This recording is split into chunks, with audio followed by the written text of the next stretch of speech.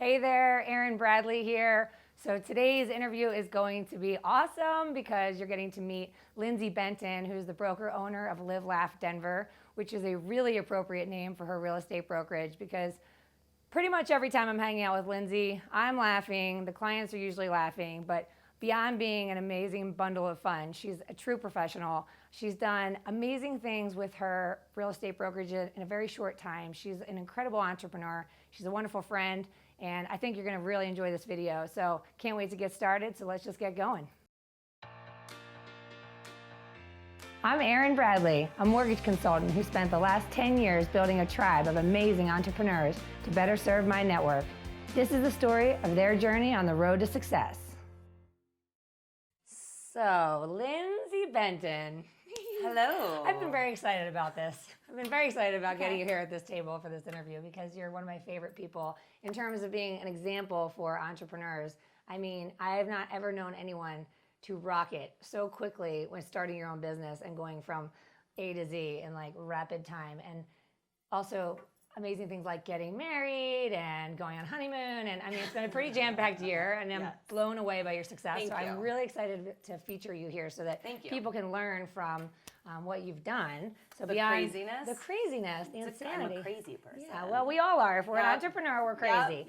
But you know what? It's a good kind of crazy. So as I already mentioned, Lindsey is a phenomenal real estate agent. She started her own company. She's an amazing colleague, an amazing friend. I'm really proud to have her in my life and to learn from her all the time. So I'm excited for you to have the opportunity to learn from her as well. So just starting from the beginning, how did you get into real estate? And tell us a little bit about how you got started and how long ago and all that good stuff. Yeah. So I was always in sales and marketing positions, working with clients to help them grow their business. Moved out here to sell advertising for the Denver Post and then the Rocky Mountain News, which we're all sad about being gone. Yeah. So I moved out here to do that 11 years ago, right after college. So I just aged myself.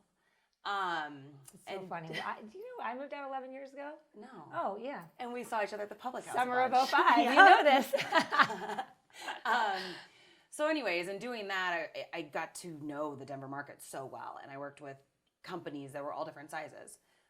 Some were spending $1,000 a year, and some were spending $3 or $4 million a year. Mm-hmm. So I really got to run the gamut and learn a lot about different types of businesses, and that inspired me more to want to eventually start my own business. So I did that for 5 years, and then moved over to the client side and did marketing for a restaurant group.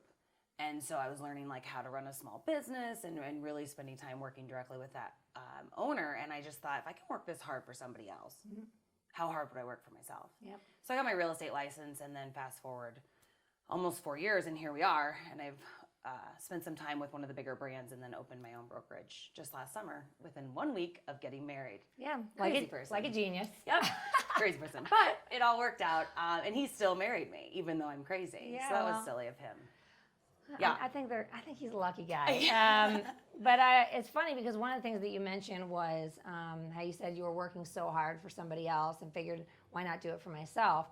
And I think that's a really common theme. And it's something that I look for when I'm recruiting, actually, when I'm looking for team members. It's just that I always notice right away when somebody has that work ethic and they're going above and beyond, but they're limited in their capacity in terms of how far they can go within the framework of that company per se. Mm-hmm. So it's really amazing to be able to take that and apply it to something where it's yours, it's your own, and you get to reap the rewards of your efforts, and they're directly correlated. So it's good that you did that. I think that's a really interesting point. I've made some mishires in the past, both in this life and in previous lives when I was managing, and you can't teach, you cannot train work ethic, and I just see it over and over again. Somebody either has it or they don't. And if it's the work ethic they take while in the service industry or elsewhere where they're consumer facing, or if they're at a high level, in a company where they can't go any higher, that work ethic cannot be taught. And I've tried. It doesn't work. Guilty. But the other thing is too is that I think that's one of the biggest mistakes I see with people trying to go out on their own is that sometimes they think that going out on your own means getting to create your own hours, which means not working very many hours. And it's quite the opposite, actually. You have to bring a serious work ethic. So if you're sitting in your day job thinking, I just don't like to work, so I'm going to start my own business, and it's super easy. Yeah. Think again. Maybe stay at your desk job, because honestly, it's not a little bit of work. It's quite a bit of work, and it's a lot of long hours to get it going, reap those benefits. Oh, Take yeah. your vacations. Yeah. You don't get those. Yeah. That's not a thing. Exactly. No, that's my favorite is I'm going to get into real estate. The market's so hot right now. That's adorable. Yeah. It's so hard right now. It's great. It's still very fulfilling, Don't but scare it's them. not easy. Let's not scare them. Let's not scare them. Some of these people are looking for inspiration.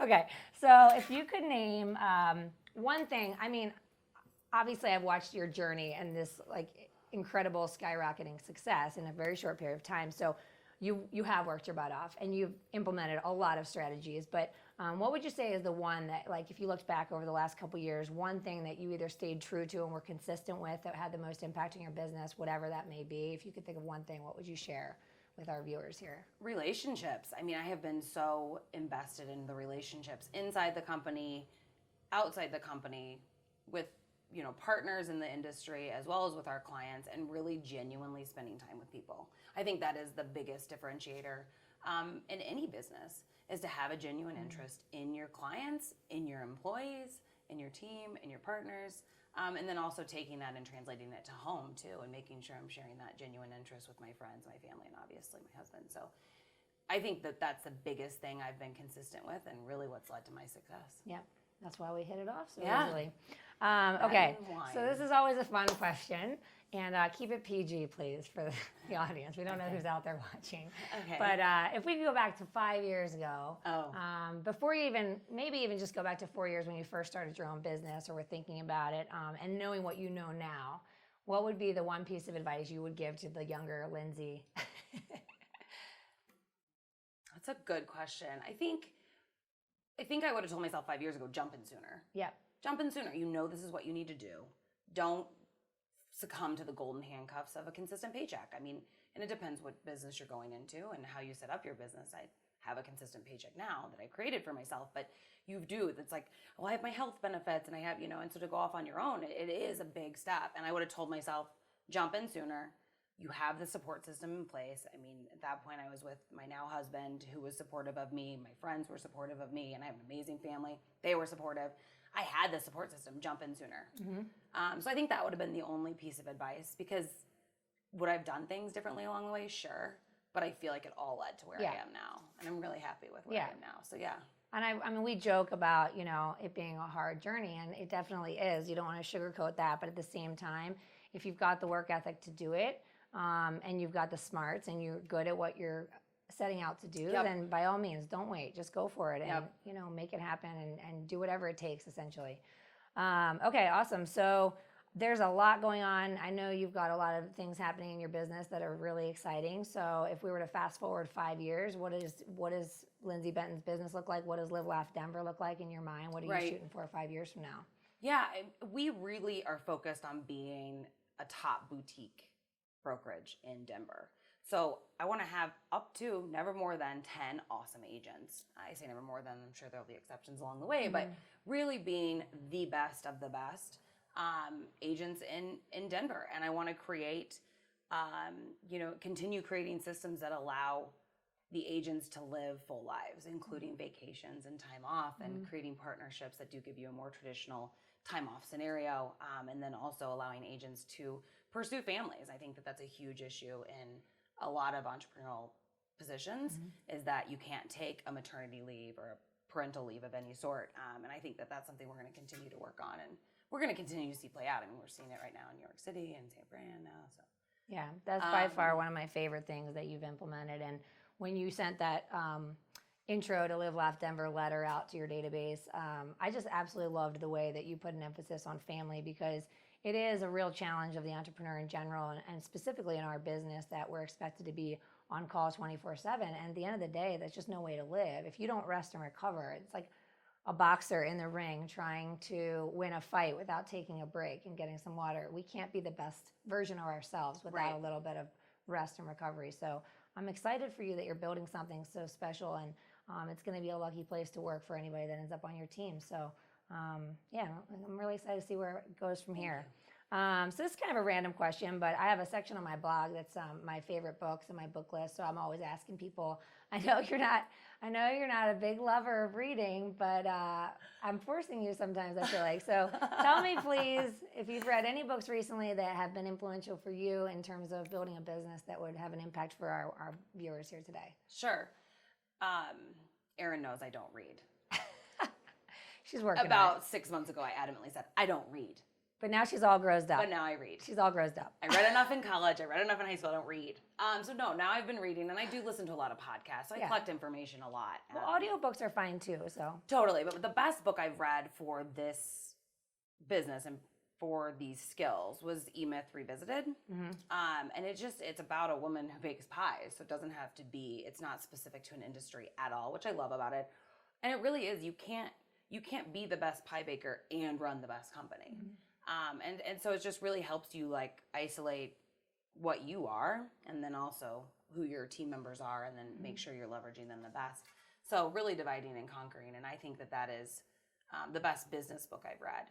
And then podcast wise, I love the Tim Ferriss podcast. So that's a big one for me because I think especially as an entrepreneur, you get isolated. You island yourself and sometimes it's like, hell, I'm one of the best in the business in Denver, right? So it's like, okay, where can I go further? And so listening to podcasts like Tim Ferriss and he's talking to amazing people who are doing amazing things service-wise and for the entire world and also are like solar system smart. Yeah.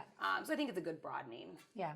And it's funny, Tim Ferriss is the author of the 4-Hour Workweek, if you've never read that book. And they were just asking me about it. I actually finished it for the 5th time, I think, on the airplane the other day. So, and you'll find information about that book as well as the E-Myth on my blog. The E-Myth is a phenomenal resource for anyone looking to build a team. And I always tell people, when you're getting started growing your business, always operate with the end in mind. Because if you become as successful as you hope and plan to be, you will reach a tipping point at which you don't have capacity to do all the roles it took to get it from A to B. So the thing that's going to get you from B to C or whatever is going to be a lot different than what got you from A to B. So you better plan for that success and start building out that framework for what your team's going to look like that's going to support you so that you don't have the breakdown that happens when people become overwhelmed. So I think they're both phenomenal authors and great books. And again, you can find more information about those books because I love them too on the blog. But okay, last question, most important, how can somebody get a hold of you if they've got questions about real estate or anything like that? Well, you can call me, 720-234-0989. And then you can also find out all of our information on our newly launched website, live.laugh.denver.com. Awesome. Well, again, a true pleasure to have Lindsey here with us today. You're one of my favorite people on the planet. You do such an amazing job, and I appreciate your support over the years and the inspiration you've given to me, too. So congratulations on your success and the future. It's going to be awesome. And you as well. All right. We'll see you soon. Thanks. If you've loved meeting my tribe and getting to know their stories, subscribe to my YouTube channel so you never miss an episode. And if there's anything else you'd like to know about these individuals or anyone else you'd like to meet, let me know in the comments below. For more information, you can find me on Facebook or check out pursuingfreedom.co.